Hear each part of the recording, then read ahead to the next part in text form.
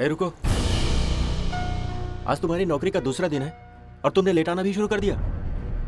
देखो यहाँ पर ऐसा नहीं चलेगा। यहाँ पे काम करना है तो डिसिप्लिन के साथ काम करना होगा, नहीं तो अपना रास्ता देख लो। सर मैं कल से बिल्कुल टाइम पे आऊँगा। तो सर एक्चुअली मैं दिन में पहले गैरेज का काम करता हूँ और वहाँ से काम निपटा कर यहाँ आता हूँ, इसलिए टाइम लग गया सर। लेकिन यकीन मानिए मैं जितना लेट आया हूँ उतनी देर तक यहाँ काम करूँगा सर, और कल बिल्कुल टाइम पे आऊँगा। ठीक है। तुम्हारे आई बाबा धर्मेश, वैशाली। हाँ धर्मेश के आई बाबा। राइट। और एक मिनट,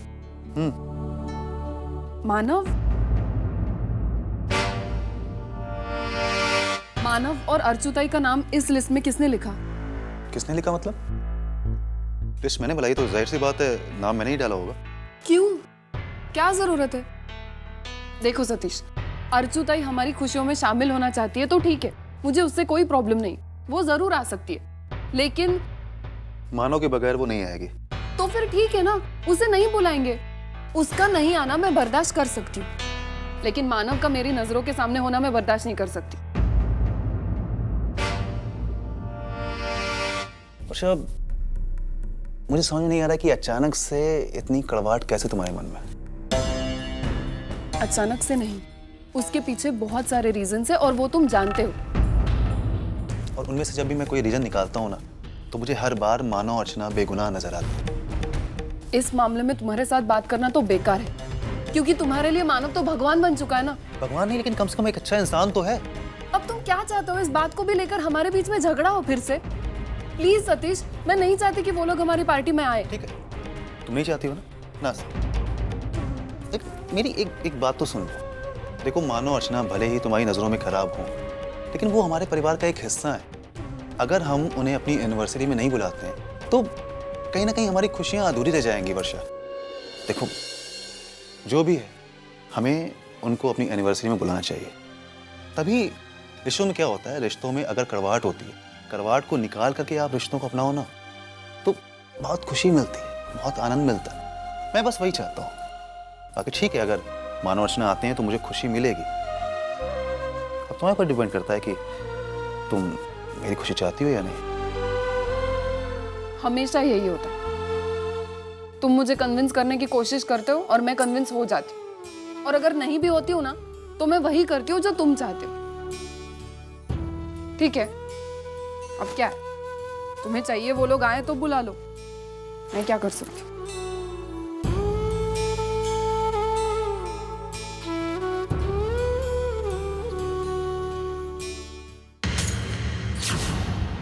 हे भगवान, क्या हुआ? बेटा क्या क्या तूने? अरे क्या कर दिया? जी वो सॉरी, बच्चा है, उससे गलती हो गई। ऐसा वैसा थोड़ी होता है मैडम, ध्यान रखना चाहिए, आपका बच्चा है। हाँ लेकिन उसने अनजाने में किया ना, जानबूझ के तो नहीं किया। इसका पे करना पड़ेगा आपको मैडम। हाँ ठीक है, मैं पे करती हूँ ना। हाँ करिए।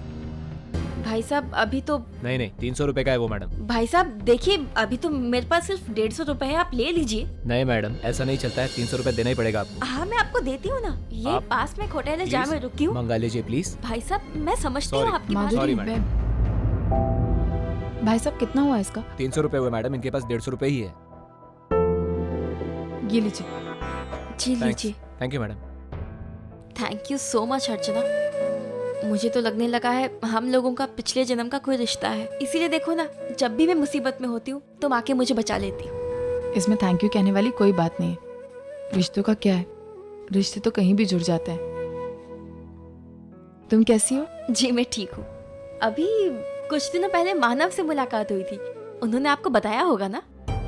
नहीं, मानव ने तो कुछ नहीं बताया, शायद उनके दिमाग से निकल गया होगा। काम में इतना बिजी रहते हैं ना तो याद नहीं रहा होगा। तुम यहाँ कैसे? जी मैं अपने पति से मिलने आई हूँ। अच्छा माधुरी, तुम यहाँ कहाँ रुकी हो? मैं यही पास में एक होटल है, होटल डायमंड, वहीं पे। होटल में?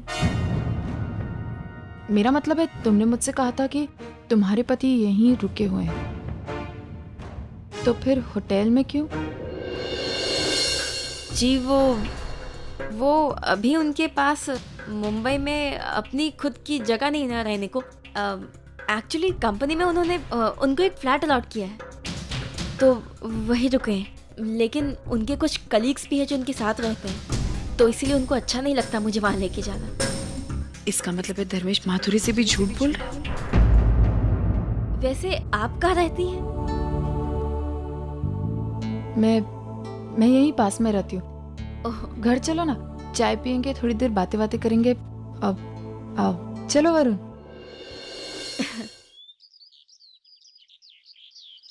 आओ माधुरी, अंदर आओ, बैठो। मम्मी मैं बाहर जाऊं क्या खेलने के लिए? बेटा चुपचाप यहाँ बैठो। अरे माधुरी, इसे जाने दो ना, वो नहीं खेलेगा तो कौन खेलेगा? हम खेलेंगे, जाने दो उसे। चल जा।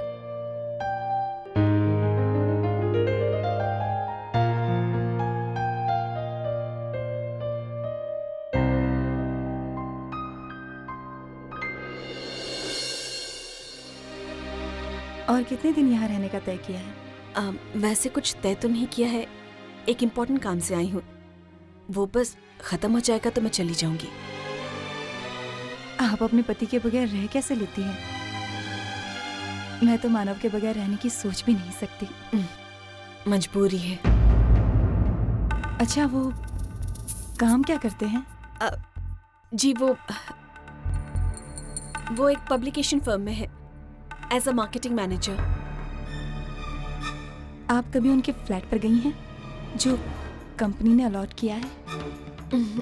नहीं, ऐसा कभी मौका ही नहीं मिला।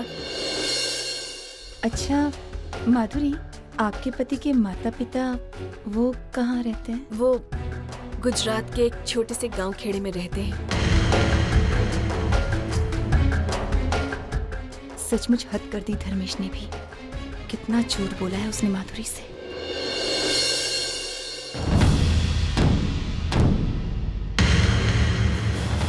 अरे आप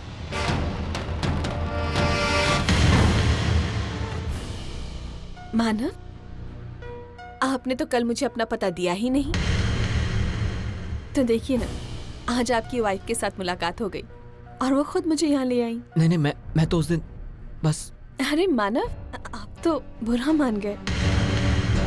मैंने तो मजाक किया था। अर्चना, एक मिनट आना।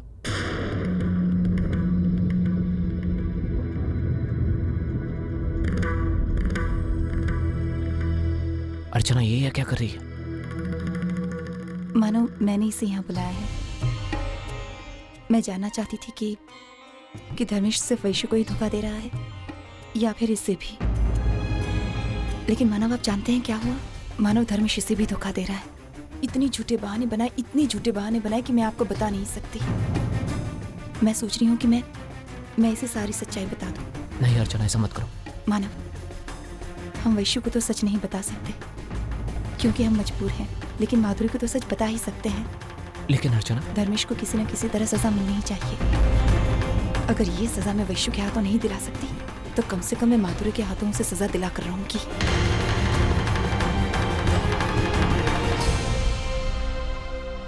माधुरी, मुझे तुमसे कुछ बात करनी है।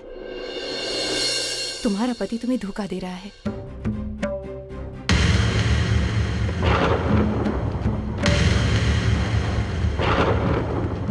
वो तुम्हारे साथ और तुम्हारे बच्चे की जिंदगी के साथ खिलवाड़ कर रहा है। ये सब आप क्या कह रही हैं? मैं बिल्कुल सही कह रही हूँ। आपके पति ने आपके अलावा एक अलग दुनिया बसा कर रखी है, एक अलग घर और एक अलग पत्नी के साथ। देखिए, आपको कोई गलतफहमी हुई है। गलतफहमी मुझे नहीं, गलतफहमी तुम्हें हो रही है। मैं तुम्हारे पति को बहुत अच्छे से जानती हूँ। वो कहाँ रहता है, क्या करता है, उसका घर कहाँ है, उसके माँ बाप कौन है, उसकी पत्नी कौन है।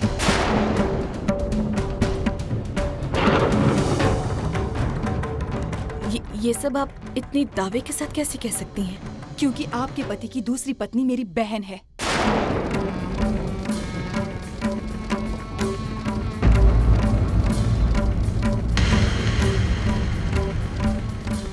वैशाली, आपकी बहन?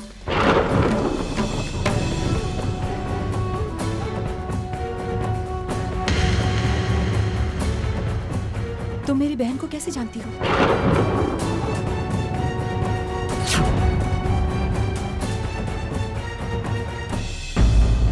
क्योंकि आपने अब तक जो कुछ भी कहा मैं उस एक एक बात से वाकिफ हूँ।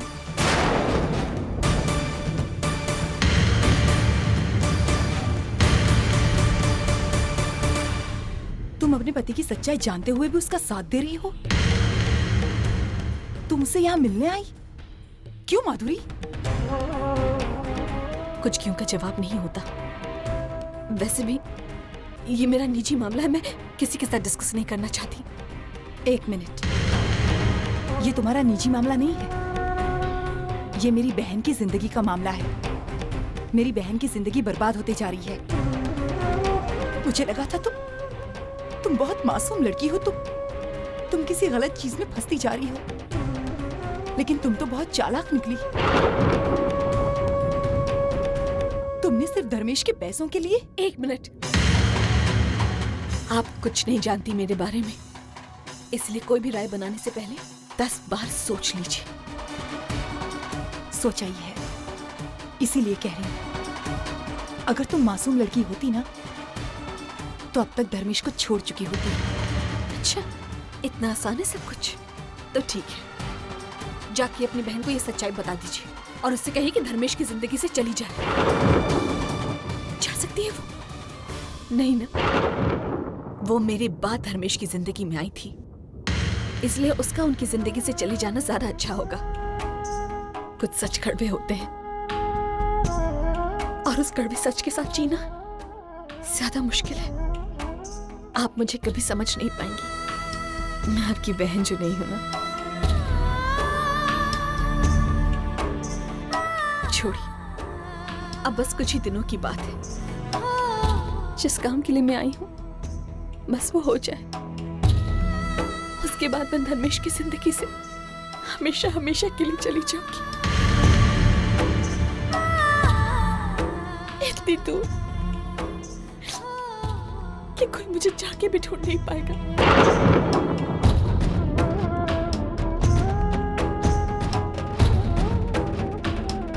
चलती हूँ।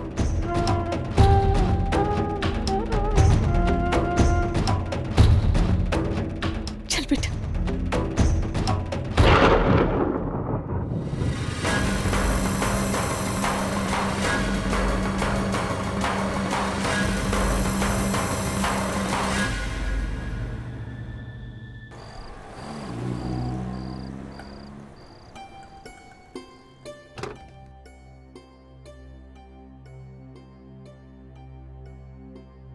माधुरी, कहाँ चली गई थी तुम? मैं कितनी देर से तुम्हारा वेट कर रहा था।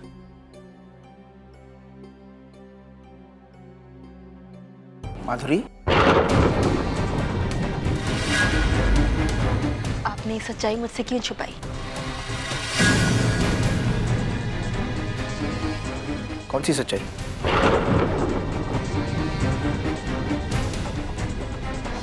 ये कि अर्चना आपकी पत्नी की सगी बड़ी बहन है।